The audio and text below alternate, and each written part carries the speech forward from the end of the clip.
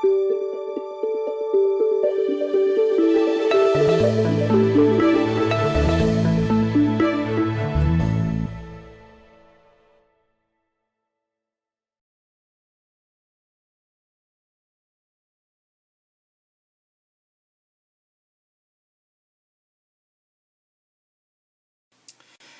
everyone, Kevin here with Divinely Designed, and we have a crafty video today. So I saw this video on YouTube that created a card that when you opened it up had sort of this pop-up in the middle. And it was actually from a post on a card making group on Facebook who linked to this YouTube video. And the YouTube video is not in English, and I'm actually not sure what language it's in, but I will link to it below because I am not the creator of this card. I totally used, her inspiration. Now, in the video, it's not in English, and she uses centimeters, so I had to do a lot of trial and error to try and figure out how to do this for American size paper and in inches. So I ended up making this card a whole bunch of times. This was sort of my prototype for it. So it's sort of a regular A2 size card, but then when you open it up, it has this center section that kind of pops up, and you can put some things on it, a message or whatnot. So I really liked that. I thought that was super cool. So after doing a whole bunch of these, I think I have it down now. And I thought I would go over this to show you how to make it. And again, I will link to the original video below. So you'll need just 2 sheets of 8.5 by 11 paper, cardstock, I'm sorry. And if you want to, I'm going to show you a couple cards I made later on. If you want to embellish it with other pattern paper, you may need more. But for the base version of it, which this sort of prototype is, you'll need 2 8.5 by 11 cards, pieces of cardstock. For the one, you're going to cut it in half, just like you were going to make a top folding A2 card. So cut it in half. The one side of that half of paper, you will score at 5.5 and then fold in half, okay? The other side, you're going to cut into a strip that is 2 3/4 inches wide, and then you're going to score it at 2 3/4, 5.5, and 8 1/4. This will become the center portion that opens up where you can then put a message or pattern paper or whatever you want. So that's the one sheet of 8.5 by 11 cardstock. The other one, you're going to create this template. Now this looks a little bit complicated, but it's actually not that hard. I'm going to point out kind of the most difficult parts. So you're going to put it on your scoring tool, and then you're going to just put marks, just little hash marks, at 4 1/4, 5.5, and 6 3/4. Then you'll do the same on the other side. Just turn it around, make the same marks, 4 1/4, 5.5, and 6 3/4. And then you can draw a line down the middle, okay? Leave your little hash marks at those 4 1/4 and 6 3/4 for right now. You're going to turn it the other way and put marks at 2 1/8, 4 1/4, and 6 3/8. That's my kitty who is interested in what I'm doing. And then, stop kitty, come on, go. And then you'll turn it around and do the same thing. Marks at 2 1/8, 4 1/4, and 6 3/8, and then you'll draw lines down those. So you should have 3 lines going the long way. You'll have 1 line going the short way with your little marks on each side. Then you're going to measure from this side, for all of these, you're going to measure in 4 inches and put a little hash mark there. Then on all, you're going to do that for all 4 corners. And then you're going to draw a line from that 4-inch mark on this line here to either the 6 3/4 hash mark or the 4 1/4 hash mark here to give you this sort of wedge shape, okay? Now, you'll notice I have some dotted lines here in the center, and originally I was trying to find out exactly what these measurements should be, but it ended up being harder to figure out the measurements. I'm going to show you actually how to do it without sort of having to do a measurements. They end up being a little over 3 inches. The mark is actually, if you did it from here, I think this is 3.5 and this is 4. But again, you don't need to put that mark anywhere. But you can see these dotted lines. That's how we're going to fold this in just a second. So once you have your 3 lines this way, your 1 line in the middle, and your wedge shapes, then you're going to score this in the middle and then cut out these 4 sections on the side here, okay? So what you should end up with is a shape like this, okay? So we've scored it in the middle here at that 5.5 mark, so it can actually fold over in half like this, all right? And then we need to create these center score line, or these center folds here in the middle. And the way to do this, this is sort of the slightly tricky part, is you're going to take, I'm going to move my scoreboard, you're going to take this center line that you've drawn and this center line here. And what you want to do is fold it over so that this center line lines up over here. But the easiest way I've found to do it is to take your finger and to put it right where that X is, where the lines all sort of intersect. You're going to hold your finger there and pull up on this and fold it over so that you get a nice crease here. And then you're going to use your bone folder and fold it over. So you should end up with this line that matches this over here, okay? Then you're going to do the same with this one on this side is, now I've already done this obviously, but you're going to put your finger in the middle right where that crosshatch is, take this side sort of right in the middle, kind of pull up, and it will kind of bend right where your finger is, and then match that center with the center line there. And then press with your bone folder to get a nice burnished fold there. And then once you've done that, you can kind of fold them back and forth because they need to sort of move very well, okay? So you should end up with this shape, and after you've made those folds, you can sort of push in these two so that they kind of fold into the middle here. And what you should have is these two center sections should line up nice and evenly kind of in the middle when it's closed, and you should end up with a shape like this. Okay, that's sort of pointed on one side, and then the bottom is sort of like a normal A2 card, okay?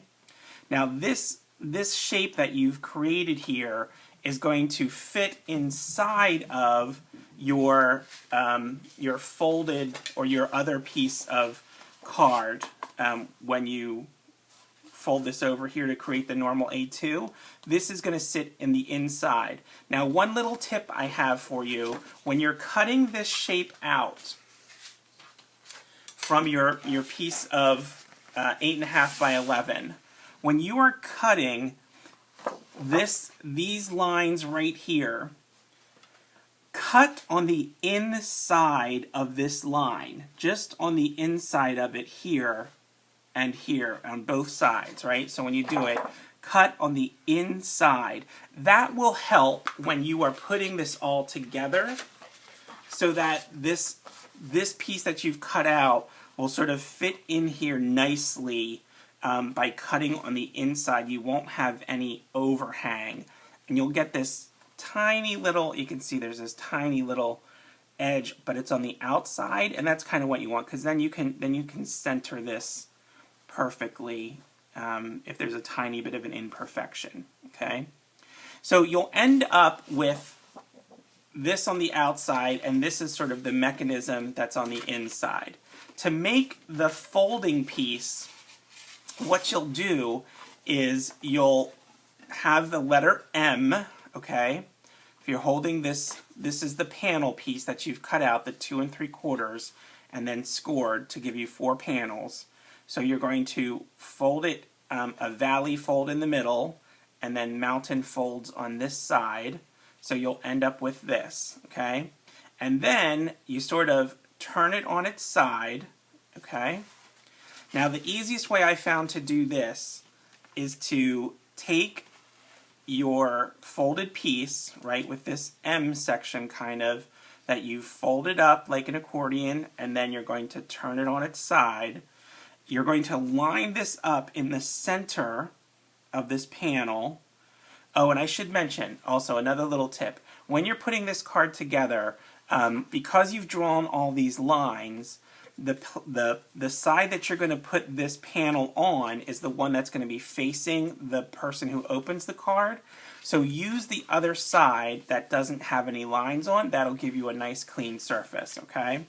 But take this panel and line it up in the center section, or the center of this 4 1/2 or 4 1/4, right, down here. Line it up in the middle, and then give yourself just a tiny little gap, okay?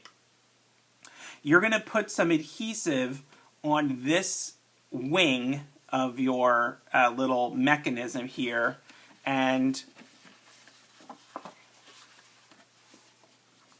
hold on one second. I gotta fold this in here.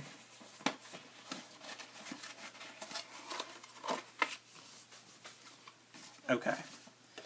You're going to take a little adhesive and put it on this wing, close it so that it adheres just like that, okay, just on this one side.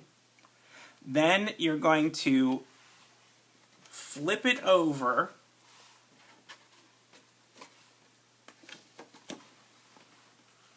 and line it up, make sure it's nice and even when you flipped it, right? So now the piece that we just adhered is on the bottom. And then you're going to do the same here. You're going to put some adhesive on this wing and put it down nice and flat then. And then you're going to want to burnish all of your sides here, okay? But when you've done that, that's what sort of creates this, when you open it, it opens up the panels there, okay? Now, the folding of this template piece here, the important part is when you are folding this side over to match this line with this center line here. If you don't get that right, then when the card opens, it won't be nice and even. And I will show you, because here's one. So this is one I started with. I thought I had gotten the measurements right, so I went to make a card, but I didn't get my folds right. And so when you open this card up, notice that the panels in the center here are not even, and I can see kind of where I put the adhesive on this wing, and I can't get it to close evenly. If I try to line it up and adhere it, just take this off and adhere it now, you won't be able to close it. So it's important to get those lined up. So this ended up being a mistake, and then I tried to fix it, and I ended up cutting off the one edge. So I'm probably going to salvage this panel section and then try to make this card over. But I ended up then getting it right, and I made some cards. They do take a lot of time to do, but they're kind of interesting. So this is a card I made for my boss, actually, who just got married to his partner, they've been together for a long time. So they just got married, so I thought I would send them a congratulations card. This one is done with Stamping Up Endless Memories pattern paper, and these are some cutting dies. Oh, and I forget the company that they're from. Hold on, let me look. It's called Ellentina Cutting Dies, and these are called the Bridegrooms. So this one opens up and says, congrats, and I did a little stamp from a wedding set I have that says, "Now join hands, and with your hands your hearts." And it's a quote from William Shakespeare. So, and then it does have a little bit of bulk to it, but you could definitely mail this just in a, a regular envelope. But because it has a little bit of bulk, I created just a little ribbon to tie around the side to sort of keep it together. And I liked the contrast of kind of the red with the black and white. And then I did one other one that was a Stampin' Up! Kind of product card. So this is from, the majority of the colors are Bermuda Bay and Cucumber Crush in this card. And I used a couple of stamp sets here. I used the Amazing Birthday stamp set for this Happy, Happy, Happy section and the little surprise. And then I used the Banner Blast to do the banners in here. And the paper that I'm using is Bermuda Bay and Cucumber Crush, and then the pattern paper is from the Cherry on Top 6x6 pad. So I use that, and I use some punches from Stampin' Up! To the Banner Punch and the Petite. I think this is called what, the Petite Petal? I can't remember what the name of that punch is. Anyway, I also created a little kind of belly band here on some paper, again, just to sort of keep it together because it does have a little bit of bulk. And this one, you open up, and it says, so I put the Happy, Happy, Happy on the outside, and then it says Birthday in the middle. I used some, again, in the pattern paper here. I used a couple of other stamp sets, or die sets here. So the balloons are from Elizabeth Craft Designs called Balloons. And then the letters in both the cards are from Lawn Fawn's Louie's ABCs.